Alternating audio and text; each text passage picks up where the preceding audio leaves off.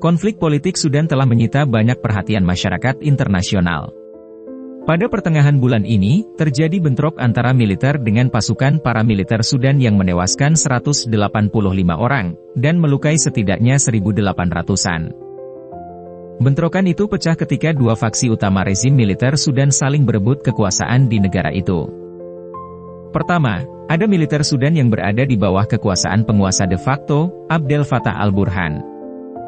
Kubu kedua yaitu pasukan paramiliter Rapid Support Forces atau RSF ada di bawah kendali mantan Panglima Perang, Jenderal Mohamed Hamdan Dagalo, yang juga dikenal sebagai Hemeti. Perebutan kekuasaan ini telah terjadi sejak sebelum pemberontakan pada 2019, yang menggulingkan pemimpin diktator Omar al-Bashir.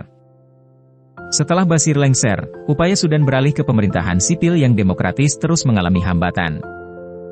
Persaingan dan kekerasan demi merebut kekuasaan tak terelakkan.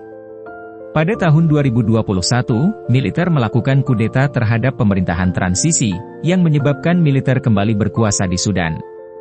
Negara ini terus mengalami gejolak, cita-cita untuk membentuk pemerintahan demokratis belum juga tercapai. Namun, melihat kondisi Sudan yang penuh gejolak seperti saat ini, ternyata ada negara yang justru menginginkan Sudan berada dalam kondisi perang dan pemerintahan yang tidak stabil. Negara yang dimaksud adalah Mesir. Pertanyaannya, mengapa Mesir tidak ingin Sudan menjadi negara damai dan membentuk pemerintahan demokratis?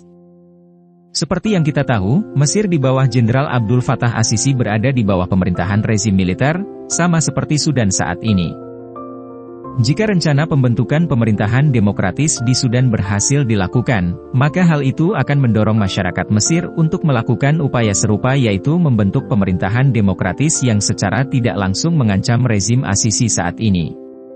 Untuk itu, kepentingan Mesir adalah menjaga agar Sudan tetap berada di bawah rezim militer pimpinan al-Burhan. Selain itu, Mesir juga berupaya untuk terus menciptakan rezim yang lemah di Sudan, agar Mesir memiliki pengaruh atas negara itu. Ini terbukti dari adanya militer Mesir yang ditangkap oleh milisi RSF pada awal konflik meletus beberapa hari lalu.